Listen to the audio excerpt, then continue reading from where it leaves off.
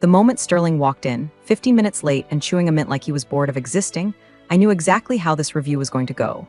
He didn't bother with a greeting, didn't shake my hand, didn't even look at the massive stack of folders I'd spent 3 straight nights preparing. He just slouched into the leather chair like it owed him rent and said, "Let's make this quick." I slid the contract summary across the table with the kind of smile you wear to a funeral, the funeral being, in this case, my last ounce of patience. Oratech signed the 5-year renewal, I said, full package, 10.2 million. I negotiated a 7% increase without triggering their board's red lines. That puts us 23% over Q3 projections. Sterling glanced at the top page, then tossed it back like it offended him. That's expected. You're senior account director, not a magician. I swallowed the burn in my throat. There was also an understanding that I'd receive a performance bonus for securing the largest account renewal in company history.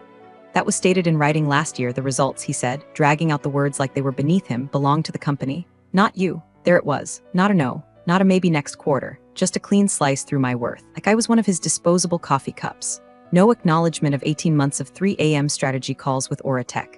No memory of the time I flew red-eye to Colorado just to handhold their panicked CTO through a rollout bug that wasn't even our fault. No credit for keeping that account when every department around me was drowning in turnover. The results belonged to the company. I could feel my ears ringing. Not with rage, not yet. Rage needs oxygen. What I felt was a vacuum, a total airless clarity. I smiled, not with my teeth, with my bones. Understood, I said. One word, then I stood, gathered my folders carefully without a tremble and walked out of the glass box where dreams went to suffocate. Sterling didn't follow. He didn't ask what I meant. That was his mistake. He thought silence meant surrender. He had no idea I'd just declared war. And hey, this twist of corporate karma has you hooked. Help me hit my first ever 10,000 subscribers. It's free, takes a second, and keeps the stories coming. Thank you for being part of this wild ride. By the time I reached my car in the parking lot, the numbness had worn off and something hotter took its place. Not the kind of anger that flares and fizzles, this was the slow burn kind. The kind that keeps logs in a shed for winter and waits for the match. I didn't tell anyone I was quitting that day. I didn't need a dramatic speech or an HR form stamped in red. I needed a plan. Sterling thought that clause in my contract, the infamous non-compete, was enough to keep me docile.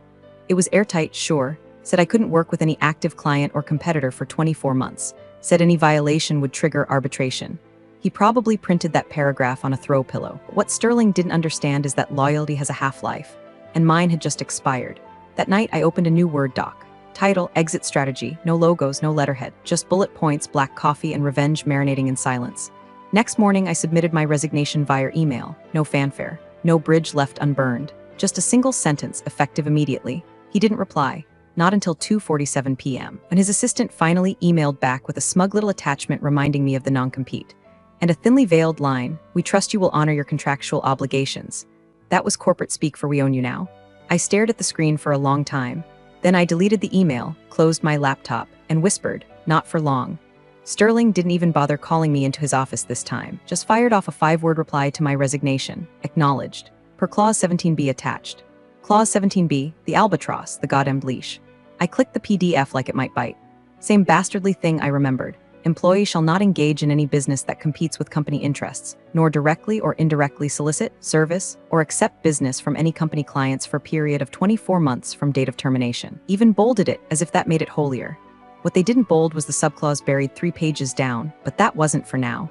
That was for later. Right now, I had to make my exit look boring, dignified even, like I was going to do yoga in Sedona and learn to forgive people. I walked into the office at 9 a.m. sharp the next day, a smile stapled onto my face like everything was fine. The moment my heels hit the linoleum, conversations died mid-sentence. I could hear keyboards suddenly start clacking just to fill the dead air. Marcy from legal gave me the kind of look you reserve for someone who's been diagnosed with something terminal. Evan in accounts just nodded without making eye contact, like I was a ghost already. And Ben, poor, gullible, sweet summer child Ben, leaned in and whispered, "Are you sure about this?" "I've never been surer," I said, passing him the sealed envelope with my transition file. "Tell Sterling I said good luck." The transition document I left behind was technically flawless. Timelines, budgets, points of contact. Everything a clueless executive team could need to run Oratech into the ground. But it was also a masterclass in omission. Nowhere in that packet did it mention that Maria, Oratech's operations lead, was allergic to the phrase low-hanging fruit, that the CFO only signed off on budgets if you added a footnote about sustainability, that their VP of engineering would kill any project that involved an acronym he didn't invent, because you can't document a relationship. You can't footnote trust. You either built it or you didn't. And Sterling? He didn't even know who the Aura Tech VP was, let alone what color his tie meant on board meeting days. Around noon, Sterling strutted out of his corner office like a man stepping over an invisible coffin. "Sarah," he said with that slick, vacuous smirk, "I just want to personally acknowledge your service. You've been a reliable asset, but let's be clear, Aura Tech is a company client. And we will, of course, enforce the terms of your agreement." "Of course," I said, holding his stare like a mirror. "You should." He didn't know what to do with that. He thought he'd cornered me, caged me, that this was just a story of someone running out of options. I let him enjoy that thought. For the next hour, I packed my things like I wasn't bleeding out on the inside. Every stapler, every pen, every post-it I'd scribbled dreams on. I even left behind my nameplate, still warm from years of trying too damn hard. Before I left, I walked one last lap around the office. No goodbyes, just eye contact. Silent, surgical. Let them decide if it was bravery or madness that made me walk. Back home, I cracked open a beer at 3:14 p.m. and stared at the blinking cursor on a blank screen titled, "What Comes Next?" It didn't blink back. Day 3 of unemployment hit like a cold slap to the soul. The adrenaline had worn off, and what was left was the echo. Silence has a weight to it. When you've spent 15 years with your phone surgically attached to your palm, silence feels radioactive. No calendar invites, no Slack pings, no urgent emails flagged at 3 a.m. Just me, my too quiet house, and a cat that kept giving me side-eye like she knew I'd just torched my career with a Bic lighter. I sat at the dining room table in the same hoodie 3 days in a row, watching the cursor blink on my laptop like it was taunting me. Every Google search felt like both a lifeline and a eulogy. How to start an LLC Ohio. Self-employed health insurance options. What does COBRA actually cover? Is wine a deductible if consumed during branding brainstorms? Registering the business was the easy part. $100 and 3 forms. Done. I named it Electra Consulting, something with a little bite, a little myth. Then I realized I needed a website, a logo, an actual offer. I built a site from a clunky Squarespace template that looked like it belonged to a motivational speaker who also sold diet pills. Still, it loaded, and it had a contact form. That felt like something. Then came the real fun spreadsheets. I stared down the barrel of my finances like they owed me an apology. Severance, minimal. Savings, solid, but not forever solid. Rent, utilities, groceries, insurance, I gave everything a color code in the sheet, then watched the red cells bleed into each other like a slow hemorrhage. By week 2, I'd reached the negotiation phase of despair. Maybe I could freelance. Maybe I could pivot into tech writing. Maybe I could go full eat, pray, love and disappear into the forest with a Wi-Fi hotspot and a vengeance blog. But every time I opened LinkedIn, my stomach twisted into a Möbius strip. Sterling's smug face still topped our company's culture spotlight post. Beneath it, 3 middle managers were clapping emojis like seals performing for sardine crumbs. That night, halfway through a lukewarm bowl of boxed mac and cheese, my phone buzzed. Unknown number, just a text. They reassigned your transition budget to the exec retreat. Good luck, no name, but I didn't need one. I knew the voice behind that sentence. Dry, efficient, brilliant with numbers. Megan, finance analyst with the poker face of a poker dealer and a quiet disdain for bullshit. I stared at the text like it might self-destruct. They'd taken the 6-figure client onboarding budget I'd built for Aura Tech, months of forecasts, ramp-ups, contingency planning, and flushed it down the drain so the C-suite could sip pina coladas at some leadership offsite. Probably to brainstorm how to innovate synergy, or whatever the hell MBA word salad they were peddling this quarter. That one sentence from Megan didn't just confirm what I suspected. Crystallized it, they were incompetent. Not malicious, not Machiavellian. Just terminally, chronically, hilariously inept. I laughed, out loud. A real, unhinged bark that scared the cat under the couch. If they were this stupid, they wouldn't just mishandle Aura Tech. They'd smother it, drown it in buzzwords and missed deadlines. And when the call came, because it would come, it wouldn't be me knocking on any doors. It would be them. All I had to do was stay invisible. Stay quiet and stay ready. It started with a voicemail. "Hey Sarah, it's Maria from Aura Tech. Just wanted to catch up, no agenda, just would love to hear how you're doing. Call me when you have a sec." I listened to it 3 times. Not because I didn't understand what she said. Maria never wasted syllables. I listened because I could hear the wobble in her voice beneath the professionalism. It wasn't panic, not yet, but something was off. Like a hairline crack in a windshield before the frost sets in. I waited 3 hours before calling her back. Just enough time to look casual, not desperate. I even made sure I had a cold coffee in hand to sound relaxed when I picked up. "Maria," I said, as if I'd just found a 20 in an old coat. "Wow, it's so good to hear from you." She sighed with the weight of someone who hadn't slept properly in a week. "You too. I figured you could use a little voice from the trenches." I let out a half laugh, depends on which trench you mean. She didn't bite. Instead, she launched into small talk, kids, whatever renovation nightmare was unfolding in her kitchen. But it was all scaffolding, I could feel it. Eventually, she shifted. "So your replacement team," she said, carefully neutral like she was afraid the walls had ears. "Interesting folks." "Oh," I offered, polite and flat. They sent us a deck last week that had our product roadmap inverted. By inverted, I mean the 2025 goals were in Q2 of this year. When I pointed it out, they said they'd meant to be aspirational. I almost choked on my coffee. She continued. And then Steve, your old VP, he called me Michelle twice on the call. My name's on the damn Zoom. I made a low, sympathetic noise, the kind therapists make right before they hand you a tissue. She kept going, not outright complaining, but circling the drain. Missed deliverables, duplicated tasks, tone-deaf emails. It was like watching someone describe a bad dream in real time. I said nothing useful. Just a memhum, and that's rough, and wow, I'm really sorry to hear that because I wasn't there to fix it. I was there to listen like a locked door with a keyhole just wide enough to whisper through. At one point, she paused. Anyway, I just wanted to say we really appreciated what you built. It had a rhythm. We trusted you. That line sat in the space between us for a beat too long. I gave her the lightest touch of bait. Well, I've been exploring some independent consulting, I said, real casual. But in a totally different niche, of course. I could feel the spark on the other end of the line, just a flicker. The beginning of a match being struck. Oh, what kind of niche? Strategic advisory. More agile, small team stuff. Not really competitive with, the full stack model. I added a shrug to my tone, just enough to sound like I hadn't thought it through. Like I hadn't built my entire website around that very phrase. Maria didn't press. She knew better. She was corporate trained, same as me. We'd both been in too many boardrooms to walk into something head on, but her goodbye was warmer than it needed to be. And the last thing she said was, let me know if you ever, unniche. When the call ended, I didn't smile. I stared at the wall for a long minute, heartbeat hammering a little too loud in my ears. The first tremor had come, and if the cracks were showing now, just wait until the pressure built. Jill Callahan's office looked exactly like the kind of place you go to destroy someone quietly. No degrees on the wall, no cutesy little signs about girl bossing. Just matte black bookshelves filled with legal tomes and a single bonsai tree that had been trimmed into submission. The woman herself didn't even offer coffee. She just motioned for me to sit and opened a red folder with surgical precision. So she said, flipping through the pages, "This is the infamous 17B. I nodded, the ball and chain. She scanned, lips barely moving. Her brow didn't twitch once. I'd picked her for exactly this reason. Jill had a reputation for being brutal in depositions and allergic to corporate puffery. Once cross-examined a Fortune 500 VP into tears over an NDA breach. She was my kind of assassin. After 5 full minutes of silence, she leaned back in her chair and tapped one long finger against the claws. Okay, first off, it's aggressive. Overreaching, actually, but enforceable. No soliciting current or past clients. No competing services. No hiring their people. 24 months. I felt my stomach drop into my knees. But she added, eyes glittering like a scalpel catching light, there's a gap. I blinked. A gap? She flipped to a footnote on page 7. The language says you cannot solicit or accept business from their clients. It does not say anything about being approached for services your former employer does not offer. That's your keyhole, my breath caught. They'd need to prove you reached out first, she continued. That you're offering services that directly compete. So don't pitch. Don't advertise anything that looks like what you did before. Redefine yourself. Make your offerings so niche they can't touch it. I felt the beginnings of something unfamiliar, a smile I didn't have to fake. What if, I said slowly, I positioned my firm around strategic micro-implementation, not full service? Just the early phase architecture stuff, project recovery, alignment workshops, stakeholder recon.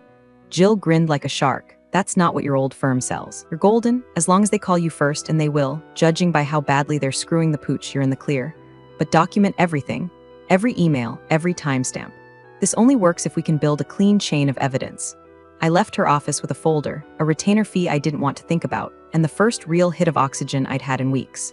That night, I tore my old website down to the studs. New tagline read, Electra Consulting, targeted recovery for enterprise drift. No mention of account management, no hint of end-to-end service, just surgical strikes for chaotic environments. It was half marketing, half legal shield. I added 3 new pages, what we do, what we don't do, and how to reach us if you must. Every word was a trapdoor. Every phrase was a layer of armor.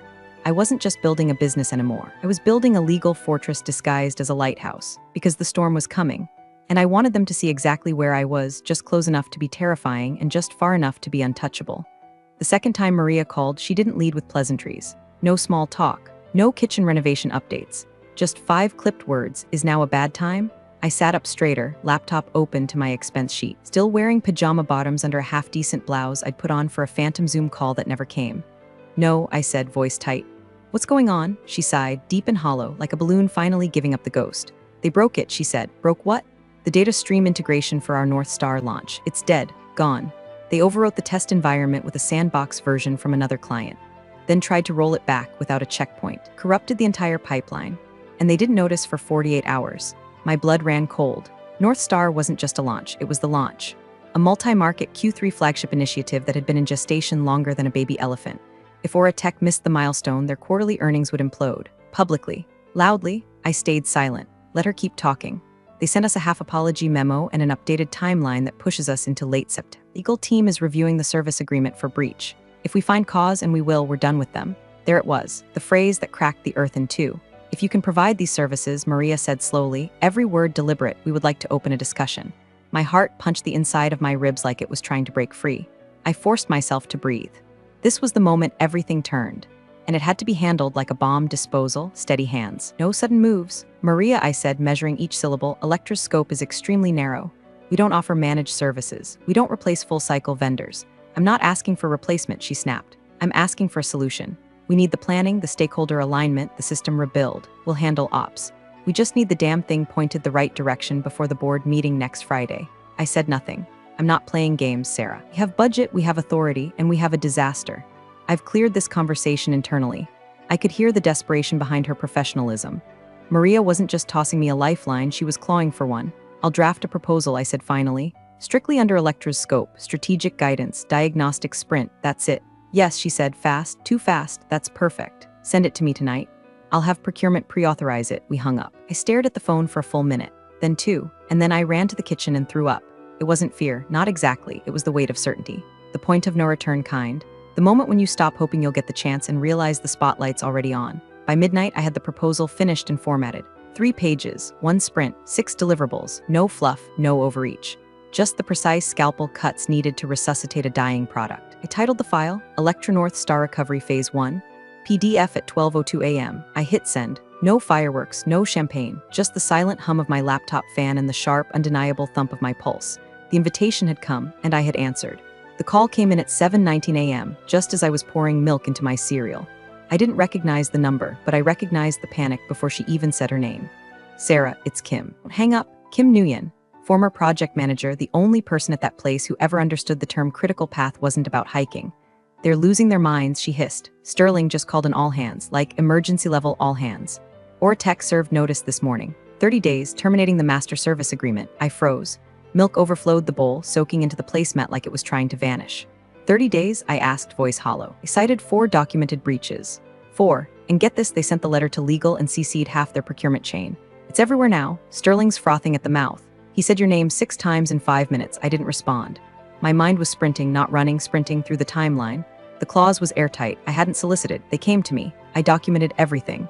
I had the emails, the timestamps, the proposal, the scope. My lawyer had copies in triplicate. But still, Sterling screaming my name in a company-wide meeting? What exactly did he say? I asked, gripping the edge of the counter. He said you sabotaged the transition, Kim said. That the useless transition document you left behind was part of a premeditated strategy to poach the client. His words. He accused you of weaponizing your knowledge base and orchestrating a hostile takeover. I blinked. That man thinks I built a coup using Google Docs. Oh, she said, and legal's apparently drafting something. He said he won't let her get away with this. The line went quiet. Then, I'm sorry, I just thought you should know. I thanked her. We hung up. And then I stood in my kitchen, spoon limp in my hand, cereal soggy, and smiled. Not a happy smile. Nothing that soft. It was the kind of smile you give a fire you lit from across the street. Sterling wasn't just mad. He was rattled, and that meant one thing. He knew it was over. He just couldn't admit it to himself without someone else to crucify. Let him scream. Let him threaten. Let him print out 300 pages of legal tantrum. He still didn't get it. He lost the client the moment he treated them like an account number. He lost me the moment he treated my work like property. And now he was flailing in the wake of his own mediocrity, laming the tide for going out. Still, I wasn't stupid. I called Jill. She picked up on the first ring. I assume you heard? I said, yup, it's all over my inbox. His general counsel CC'd me on a cease and desist draft. Amateurs. Do I need to be worried? Not unless you lied, which you didn't. Your paper trail is cleaner than a CDC lab, but we'll prepare the response. Keep calm. Let him drown in his own noise. I nodded, though she couldn't see it. My pulse had calmed now. I felt grounded. Cold, steady. Let Sterling throw his tantrum. I'd built my firm like a scalpel, and the first cut had landed. The email arrived at 9:04 a.m. sharp. Of course it did. Sterling always did love punctual theatrics. The subject line screamed desperation dressed as authority. Unauthorized interference with client relationship pending legal action. I opened it without ceremony, sipping my coffee like it was a war trophy. The body was a predictable mess of chest thumping, legal misinterpretation, and thinly veiled threats wrapped in passive voice. Words like egregious, unethical, we reserve the right, and my personal favorite, irreparable harm to the company brand. He even bolded that part, twice. I forwarded the email to Jill without a word. Within 50 minutes, she replied with a single sentence. I've drafted our response. Do you like to review it, or should I just hit send? Send, I typed back. Her reply went out at 9:36 a.m. It was 84 words long. Dry, surgical, beautiful. It cited the exact clause Sterling had misread, non-solicitation of clients by the former employee. It included a timeline of Aura Tech's formal complaints against the company, beginning precisely 11 days after my departure. It highlighted that Electra Consulting offers services not present in the original vendor agreement. It closed with this line, which I would have tattooed on my forearm if I had less impulse control.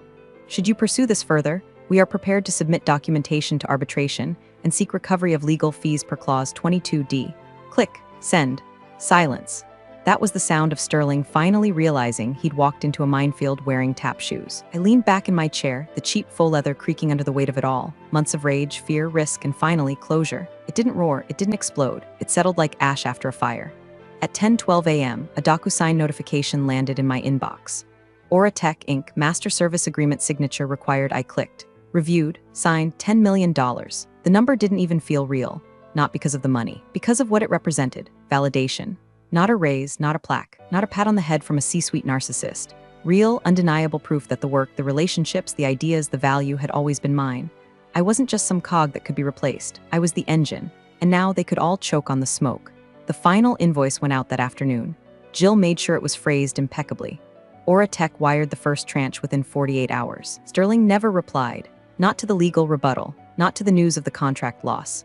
Not even to the LinkedIn announcement I posted a week later, featuring a short update from Electra Consulting, proud to begin a new partnership focused on precision, trust, and agility.